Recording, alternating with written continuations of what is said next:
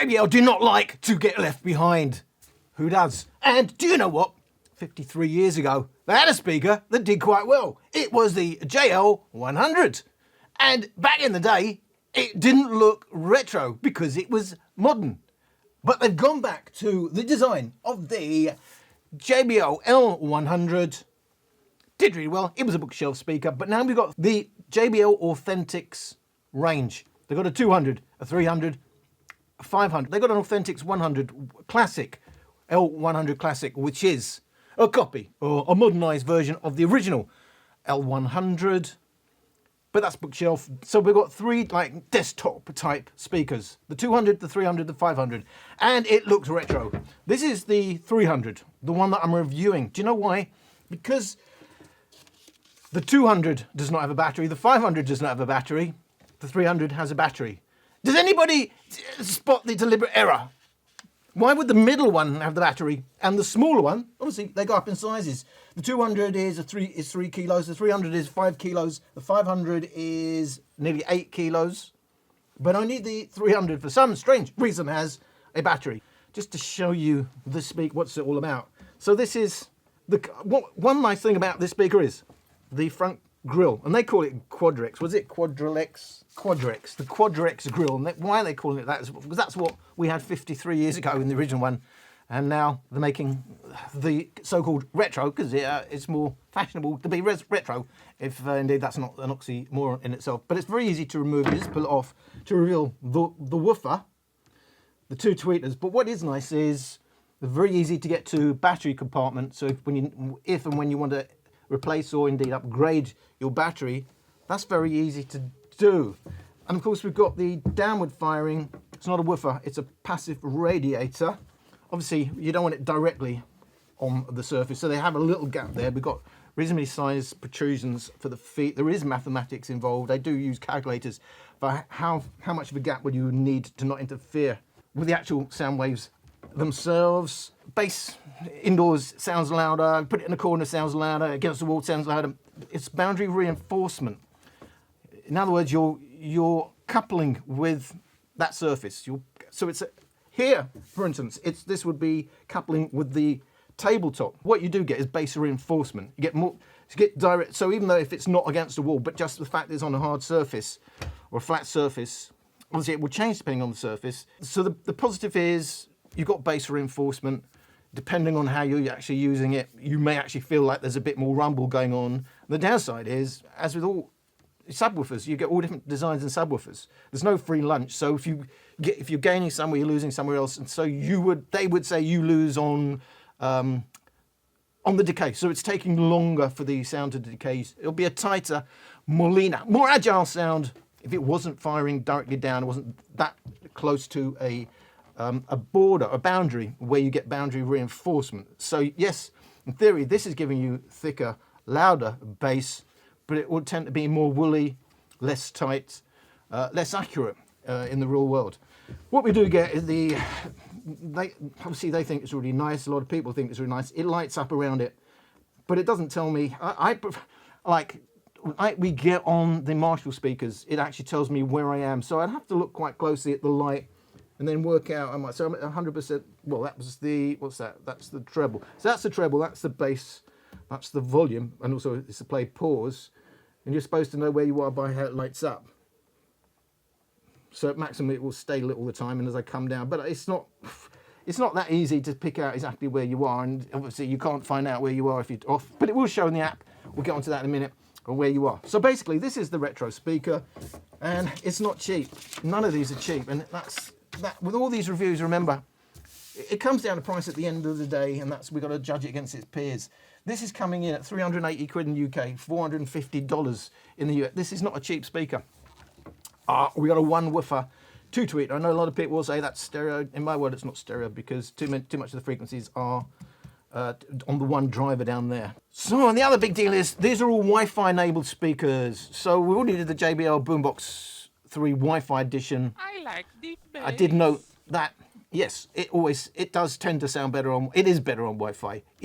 All things being equal, for me, most notably, the highs open up. But the other big thing about going to Wi-Fi is You're not locked into your codecs. It's only SBC on the Authentics, so most of their range, SBC, SBC, SBC. I mean, we're sick of it, we're sick of it. So it does open up all those, the high-end, high bitrate tracks that you can now stream, or you may have on your own device already. You won't be limited by, you know, a compressed Bluetooth format, but it does do Bluetooth, it does do Wi-Fi. These Wi-Fi speakers are coming with their heart button, which is what they call the Momments button, where you can set it up in the app to play a track or play a playlist, and indeed say what volume you want it to come on at when you press that button. You want to go to Bluetooth. So there's a Bluetooth button. If I press that, it will go to Bluetooth. But here's the thing: it says there's a slider in the app that says you can have it to reconnect automatically to Bluetooth if you want. I set it, but for me it's not working. So every time it defaults to Wi-Fi.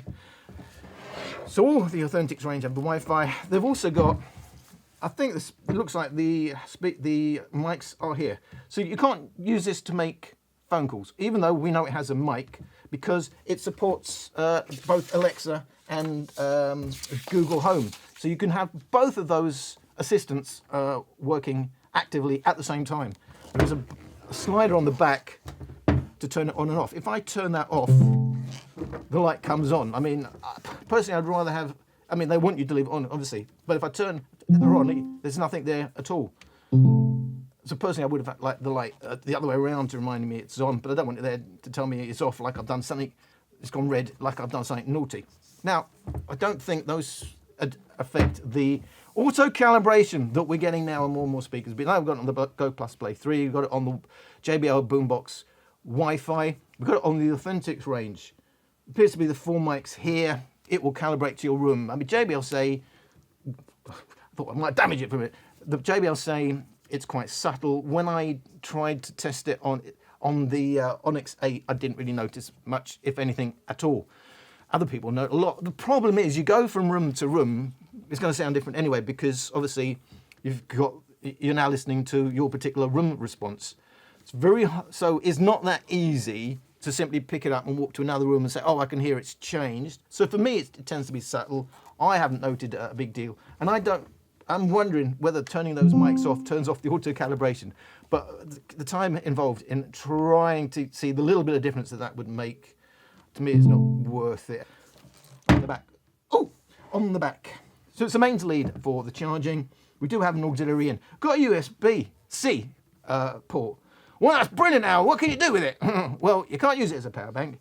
And if you're in anywhere other than America, you can't even use it to play tracks. So in America, you can stick a dongle in there and play MP3 tracks. But outside of USA, for some reason, licensing costing more. I don't know. Given that it's 450 quid or whatever, would say 400, even in the UK, 380 quid. That's crazy. I don't understand why only US. So in anywhere else, that's just for service. I bet there is no service you would do from that. But anyway, we've got an auxiliary input. Woo-hoo! That's, you know, something to be applauded these days. I don't know how they choose what gets an auxiliary input and what it doesn't, but we do have it. So you don't have to have it on Wi-Fi. You can directly stick a LAN Ethernet cable. And the other thing was to note, slightly angled out tweeters. So they're trying to disperse it a little bit more. And what does that mean? It means on axis, obviously, it's going to sound, it's going to roll off the highs a little bit, but you can lose some focus. So it's all swings and roundabouts. But I suppose the fact you've only got one woofer anyway, you're not going to have the greatest stereo image, if any. I know a lot of people still say you do get, just with having tweeters. I say, no, you don't. So you're going to have to use the JBL One app. You will be able to play a lot of music via, so you can set up your streaming services from here. Obviously, we've got Connect. We've got Spotify Connect, so you can do that without having to go through the app. You do have the 3-band, not class leading. I don't really use it, so basically it's tone control. It's not really an equalizer as such, and does different things. I've said my problem with that multiple times. Your Momments button, where you can set up how you want that heart button to react to when being turned on. And indeed, the volume you want it to come on, which is quite nice. You have some settings. You can change things if you want to, including setting up your Google Assistant and your Amazon Alexa. There's no lights to control. So, my frequency response measurements. Bluetooth mode, battery power. Well, it actually looks quite flat in terms of what we expect from these Bluetooth speakers. In reality, it's quite wavy, but it's surprisingly flattish aside the peaks and dips. And the standout is the narrow bass, but it is looking like a boosted bass. Focused at 50 Hz, but then rapid decline, so lack of some of the upper bass before rising again for lower mids. On mains power, you can see the tuning is still the same, but it's going much louder on mains power. Wi-Fi mode is the same thing, and it looks like it's the same tuning, going a lot louder as we put the mains lead in. In terms of Bluetooth versus Wi-Fi, as I said, it's basically the same tuning. Well, it is the same tuning, except that the volume steps are slightly different, but they still have the same maximum mains power. It's the same story. Quick look at the drivers. We can see the woofer playing down to 60 Hz, running off from about 800 Hz. The tweeter, well, a couple of peaks and almost a double roll-off. First time from about 4.5 kilohertz, and then properly from around 2.5 kilohertz. And that passive radiator tuned about 45 Hz. What I notice most is we do have, you know, a decent peak to the bass, but it's quite narrow. JBL well known for that. But the thing is, it's not just a narrow peak. It's then carved out all the way up to about 200 Hz. It's sort of what I would call, moving forward, a one-note bass. We'll see how that works out in the real world. Overall, pretty flat. There will be an obvious, we would expect, prominent bass, but it's going to be a one-note bass, and quite linear till you hit 80%, and then you only get a little bit more volume after 80%. Again, that looked a bit weird. The difference between battery and on mains lead is huge. Biggest difference I've ever seen in the speakers that I've personally tried and tested. All my testing here is going to be done on Bluetooth. For simplicity's sake, just know that you can't really test at all the high bit rates that you will unlock in the real world on Wi-Fi, because you're limited by the bit rate that YouTube is allowing you to play. So there isn't a lot of point. I did do that with the Boombox 3, and you could see even at the same bit rate, even when they've been downsampled to the same bit rate, Wi-Fi seems a little bit more open and a little bit more clear. It does sound better in the real world. What am I going to compare it to? It's a JBL Fest, except for the Tribit Stormbox Blast. It's going to be in my neutral EQ. I'm just sticking it in this as a guide, because JBL speakers tend to be very, very expensive. I'm an audiophile. And you tell me, JBL fanboys tell me it's because they're very high quality. Other people say it's for other reasons. But we know the Tribit is going to be a lot cheaper. So we have the JBL Encore. Not the Essential, it's the Encore. I like deep bass. Which is going to cost you 265 quid or $400. There's a huge difference, but I can get that for 265 quid retail in the UK, but $400 in the US, I am seeing today. We've got the JBL 3 Bluetooth edition coming in at 449 quid or $489. Wow, wow, wow. The JBL Boombox JBL Boombox 3 Wi-Fi edition, which I got for free. JBL sent it to me, but I've not heard since. Well, they've asked me for a link to the video a month after I did it, which I sent. It doesn't look like they sent it. I only asked for the Go Plus Play 3. They sent this one, and it doesn't look like I'm getting the Go Plus Play 3 or anything else again from JBL. But never mind. Going to cost you. What's actually gone up from last time? This has got me $649. $649. Come on, man. About $160 more than the Bluetooth edition. Remember, not PartyBox. Can't pair it at this point with any other speakers. I can't see it in the app. I know they keep saying update coming. You'll be able to use TWS and party mode.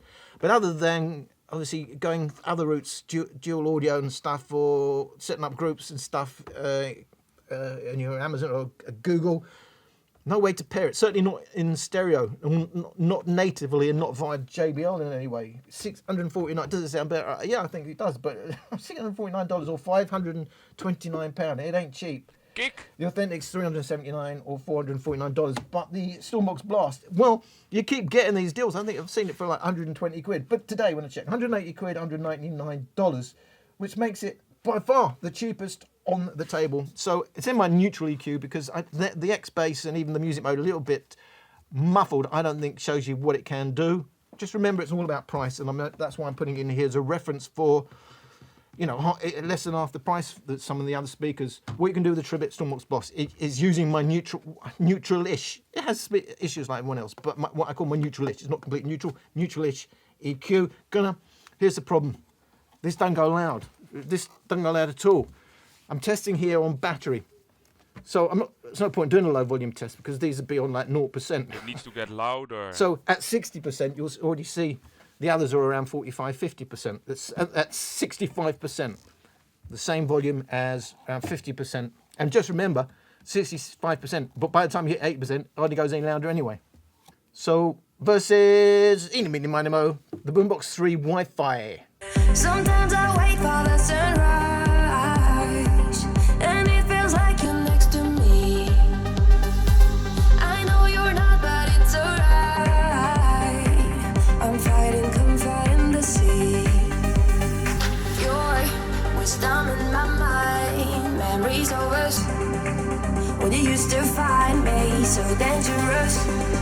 You told me it's fine, I'm serious. We got all our time, so no need to rush. Your wisdom in my mind, memories of us when you used to find me so dangerous. You told me it's fine, I'm serious. We got all our time, so no need to rush.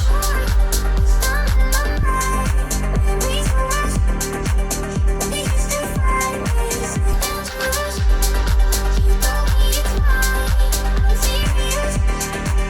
it's fine. So for me, there is a nice bass on the JBL Authentics 300. But you know what? The bass sounds the same all the time because it's a narrow bass boost.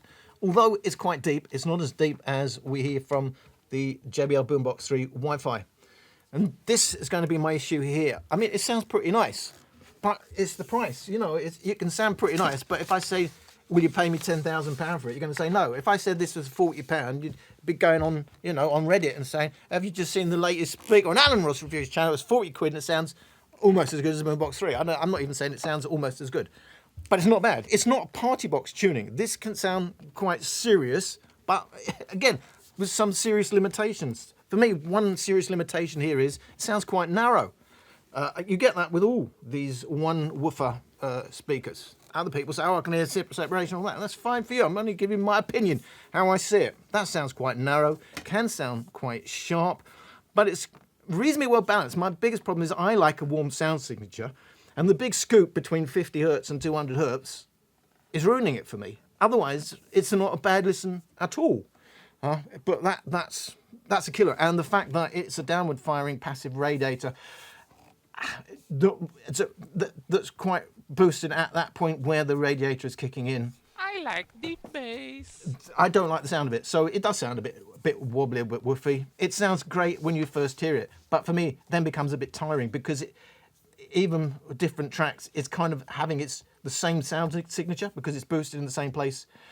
And even if the track has a lot going on elsewhere, you know, in that warmth bit, 200 down to about 80 hertz where there's a dip, it's just missing. But the rest of it's there. There's detail there, but it doesn't go wide, it doesn't go narrow. So against the Wi-Fi, yeah, to me, clearly Wi-Fi is better, but it's $650. $650. Are you having a laugh? $650. I mean, it's crazy, but does it sound nice? Yes. Does it have a good, nice, deep kick? Yes, it certainly does. It sounds more sparkly, wider. It's a better listen. To me, it's warmer. There's just more going on. It's more fun. It's more immersive. That cements the Wi-Fi. We know the Bluetooth is tuned a little bit different. I think of that as being indoor tuning and that outdoor tuning because that's got a bit more the upper bass, where that has less upper bass to enhance mid deep bass.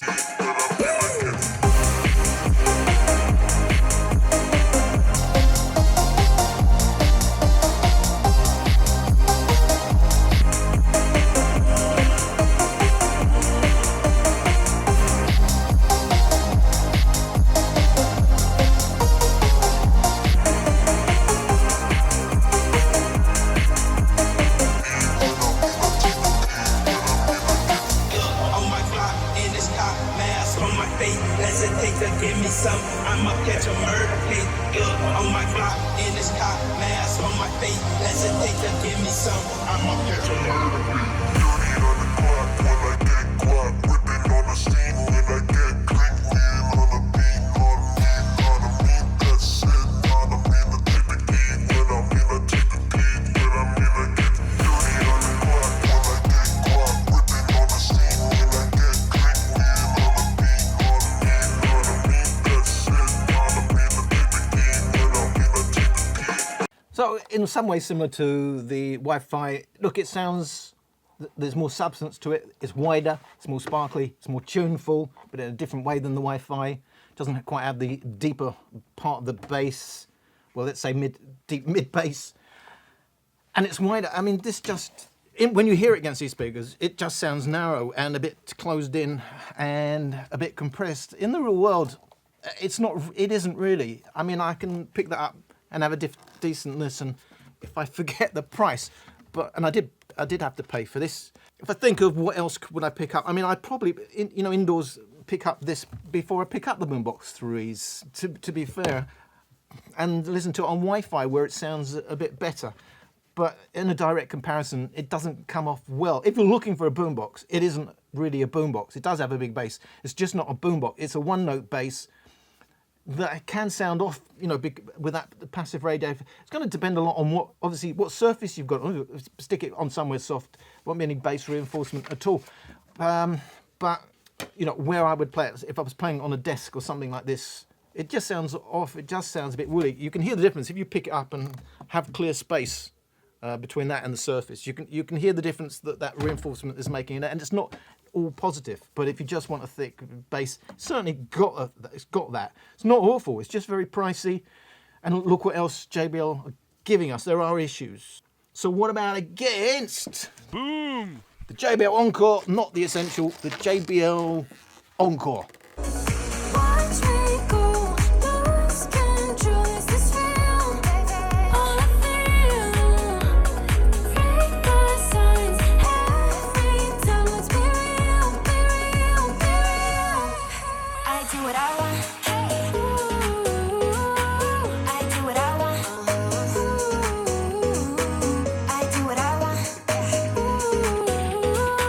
I do what I want. I want. Hear me now. Watch me go, lose control. Is this real? All I feel, break the signs. Every time, let's be real, be real, be real. I do what I want. I do what I want. I do what I want. I do what I want. Hear me now. I do what I want.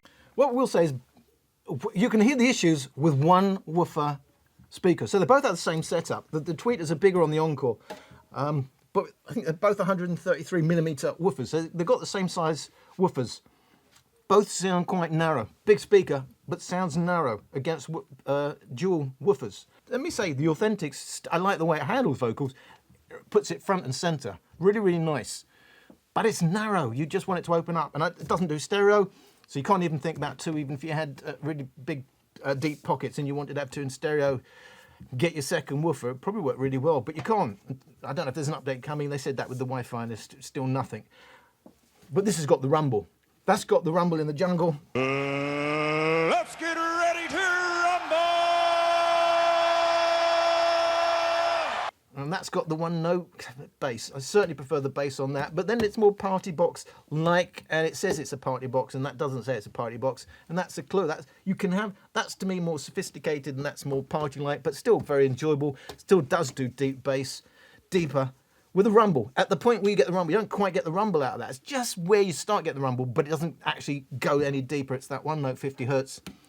That gives you rumble. It's got the rumble, it's narrow, but it's thicker sounding. That's the thing about this. It sounds quite thin. A lot of people will like that, and they will say it sounds more detailed. You pick elements out, and they would say that's more muddy. But I say it's warmer. There's just more going on in the sound. But both of them are a bit narrow for my liking. That just leaves the reference. Is this a 450 well, 380 quid speaker versus 180, but I see it for 120 pounds sometimes. Tribit Stormbox Blast with my neutral EQ versus the Authentics, 53 years on from the original 300.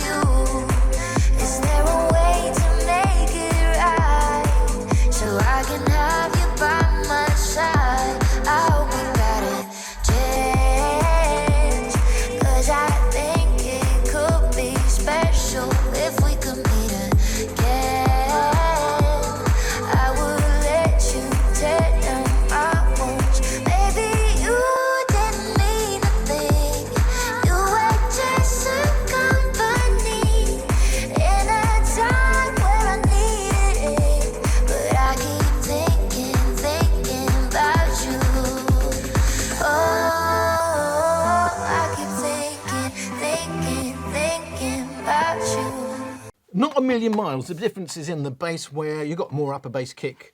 Obviously, we already said that's lacking in upper bass. That sounds thicker, warmer, and then we already said that sounds thitter, maybe a little bit brittle, but it sounds nice. I don't want to make it sound like, oh, it's not nice. But there's issues given the very high price they're asking for this one woofer speaker that can't do TWS and all that sort of thing with other Bluetooth speakers and has a battery and doesn't go very loud. We've seen all those other issues. Not a million miles. But yes, does it sound better and clearer? Yes, but not by a million miles. So the major issue I've had with that speaker, and by the way, I've only put the boom boxes on the floor. I didn't chuck them out. I haven't put them on eBay. Just don't have a lot of room on this table. It's about the headroom. I said it doesn't go loud.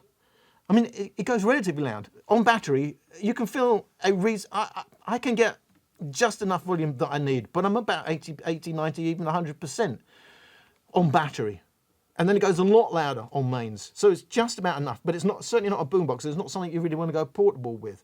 So where are we? I'm going to test both battery loudness and mains loudness. Let's do battery first.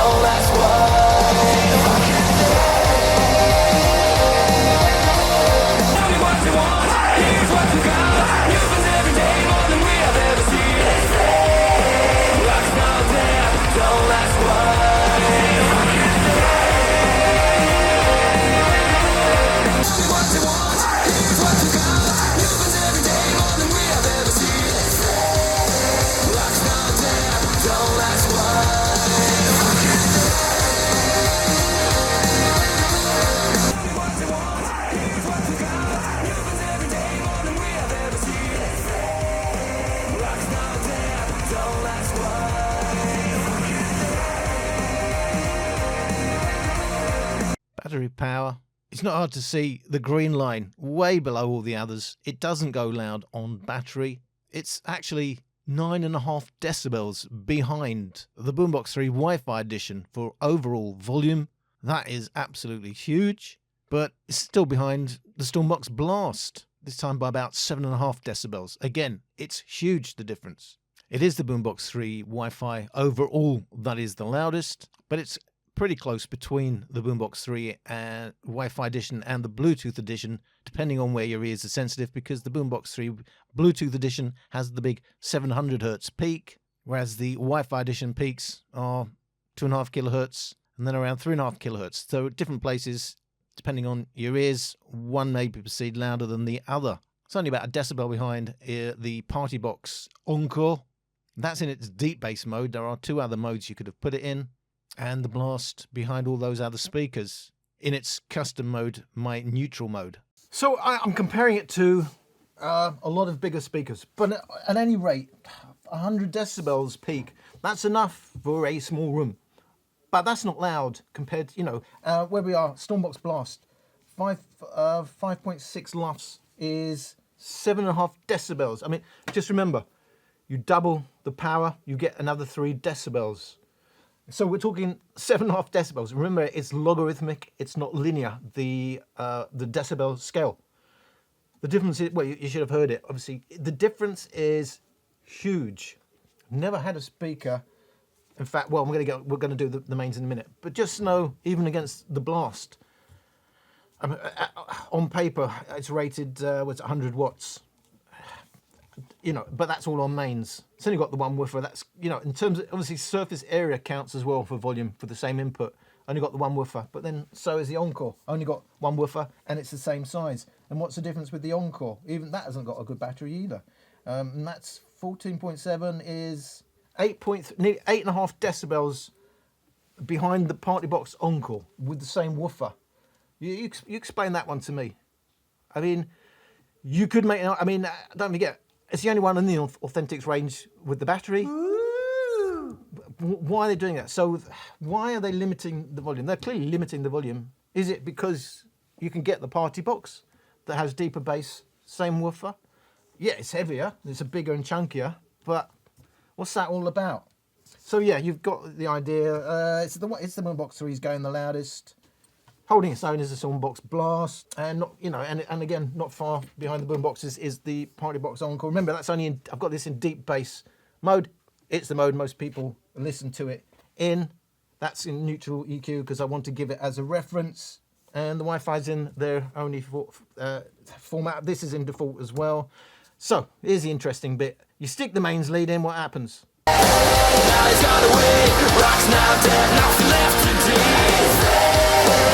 one gets to breathe. We got to face the truth, now it's far away.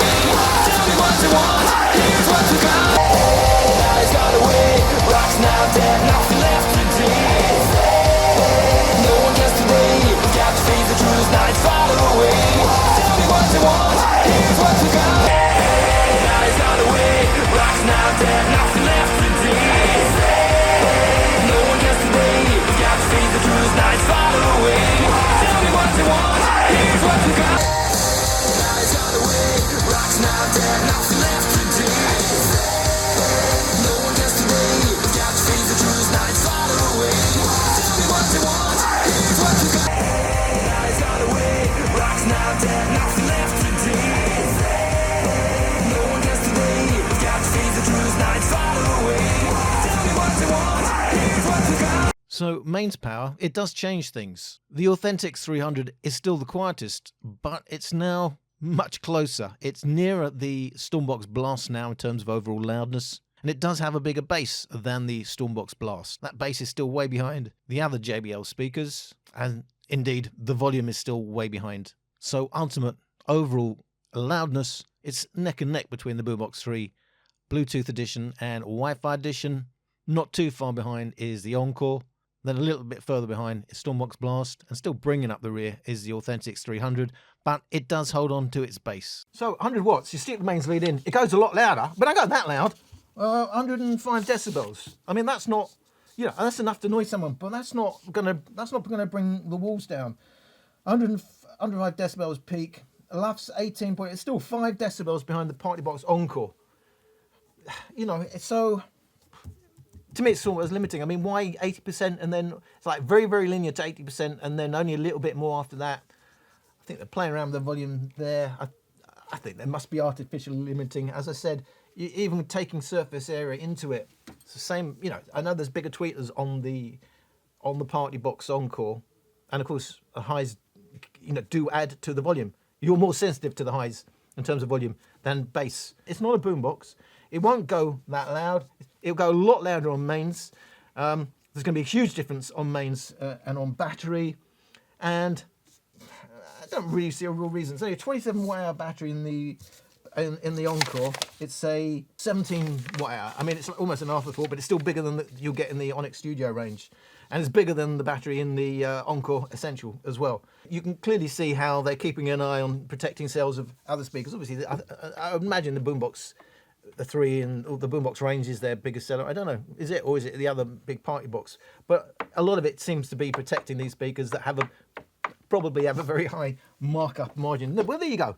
that was my review. Knowing the sound, would I pay 380 quid? Nope. No, you know, as part of the channel, then I do have to get these speakers that are references. It sounds V-shaped and it isn't, but because of the upper bass, lower mid's cut, it makes it sound V-shaped when it isn't. You'll never guess where they are made. They're made in China in terms of the battery.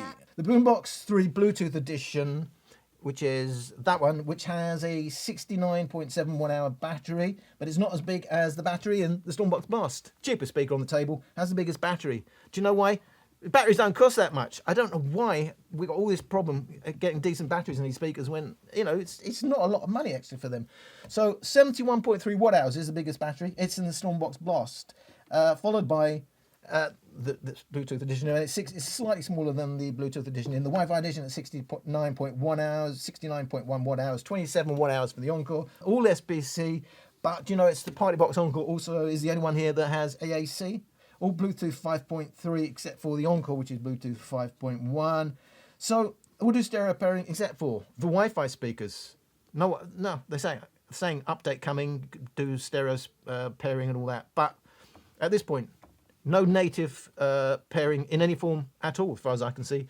They all require a mains lead for charging purposes. They all have an auxiliary input, except for the Boombox 3. The most expensive speaker on the table does not have an auxiliary input. Can't use any of them to make a phone call. Only the Encore and the Tribit Stormbox Blast has lights of any form. A lot of people don't like the lights on the Stormbox Blast because it's on the sides and all that. But, you know, to me, it's just about how it sounds, and I quite like lights. At the end of the day, not a big deal. The watts mean absolutely nothing. I've been telling you, just like battery life.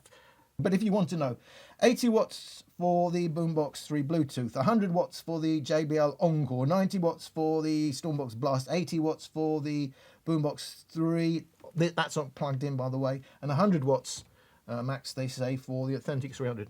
In the terms of how heavy they are, heaviest is the Boombox 3 Bluetooth Edition, I keep saying it, Edition 6.7 kilos, followed by the Boombox 3 Wi-Fi 6.6 kilos, followed by the JBL Encore 6.3 kilos, followed by the Stormbox Blast 5.45 kilos, and 4.9 is the lightest on the table. As I said, in terms of what you would pick up quickly and have a decent listen to, can do that. Just wish it was not as narrow and the bass wasn't a one-note bass. To me, it gets tiring. But I want more bass. It's got a passive radiator, so surprisingly the Encore still has an IPX4, but it's ported. It's IP67 for both the Boombox 3. 6 means dustproof, 7 submerging 1 meter water for 30 minutes for both the Boombox 3s, and it's IPX7 for the Stormbox Blast. So we said a same size woofer, 133 millimeters. Nearly just me out. And the JBL Encore, but on paper it's 225mm tweeters versus 44.5mm tweeters for the Encore, which will help you go a bit louder. The Boombox 3, both of them have two 81mm mid-range drivers, so they're three-way. So it's got one big they call subwoofer, which is 189mm by 114mm, and it has the mid-range drivers, and then two 20mm tweeters, so they are three ways.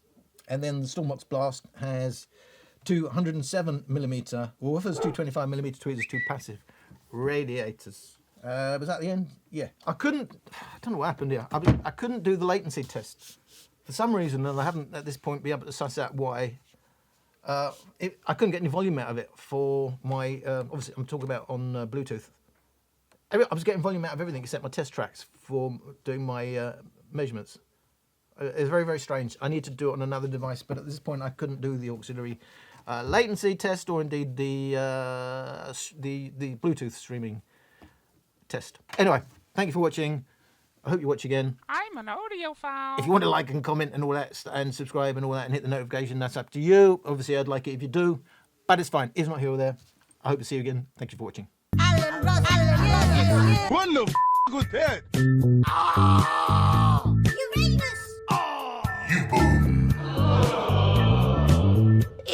It comes from China. My speaker's got deep bass, balanced mids, and a bright high. Yes, mine sounds exactly the same.